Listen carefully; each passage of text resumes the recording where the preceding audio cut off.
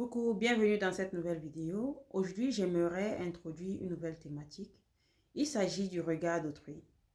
Le regard d'autrui, c'est l'ennemi numéro 1 de la confiance en soi. Je ne saurais avancer dans mes propos sans toutefois me répéter une fois de plus, c'est quoi la confiance en soi? La confiance en soi, c'est la capacité de pouvoir faire quelque chose et toutefois en connaissant ses limites et en sachant à quel moment demander de l'aide. Pourquoi le regard d'autrui est l'ennemi numéro 1 de la confiance en soi? Simplement, tout ceci nous plonge dans la comparaison, premièrement. On aura tendance à vouloir faire certaines choses parce que d'autres personnes l'ont fait et ça a marché avec elles. Sans toutefois réfléchir de manière contextuelle si ce que nous voulons faire est en harmonie ou bien est aligné avec notre personne. Deuxièmement, le regard d'autrui peut, susciter de la peur du rejet. Le fait de toujours se demander, est-ce que les autres... En fait, de toujours se demander comment est-ce que les autres vont voir la chose.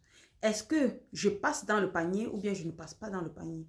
Est-ce que je suis en harmonie avec, la communauté ou bien je ne suis pas en harmonie avec la communauté? Je ne parle pas ici d'enfreindre des règles fixées ou des règles de base de manière basique. On se comprend.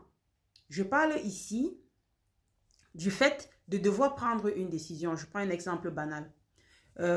J'ai fini les études, il y a de cela, disons maintenant 10 ans. Et là, je décide de rentrer à l'université et je me fais décourager par mon environnement qui va me dire, ah ben, pendant les 3 prochaines années, tu ne vas pas gagner assez d'argent. Si moi, de manière intérieure, je juge que ceci est une bonne décision pour moi, c'est ce que je dois faire. Je ne dois pas juste me contenter de ce que on me demande de faire, de peur que les gens me disent, oh ben, elle est trop têtue. Oh ben, elle n'écoute pas ce qu'on lui dit. Ben, d'après mon jugement, je trouve que ça, c'est la meilleure solution pour moi. C'est dans ce cas de figure.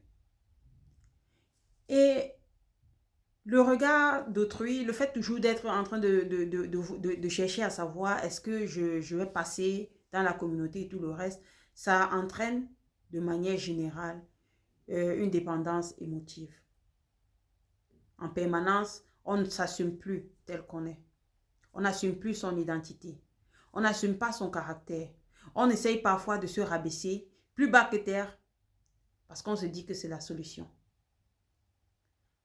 pour passer dans le groupe communautaire. On se dit que c'est la solution pour rester avec les mêmes amis de il y a 20 ans, il y a 30 ans, il y a 40 ans, il y a plus. C'est tout ceci que peut susciter le regard d'autrui. Alors, comment se libérer du regard d'autrui? Il faut avoir le courage d'oser. Il faut prendre ses responsabilités. Il faut être responsable de ses actes. Je prends un exemple banal. Je suis en voiture, je conduis, je n'ai pas fait attention, j'ai commis un accident, je reste là, j'appelle la police, je déclare mon forfait et j'attends juste tout simplement qu'on vienne me dire ce qu'il y a lieu de faire. Ça, c'est être responsable. Peut-être de la manière empirique, mais c'est l'exemple qui m'est tombé rapidement sur la tête en fait, quoi. Mais je pense que dans notre quotidien, de manière générale, il y a tellement d'exemples que chacun d'entre nous pourrait, visualiser, qui pourrait refléter à ce que je suis en train de dire en ce moment. Il faudrait connaître quelles sont ses valeurs et connaître quelles sont ses limites.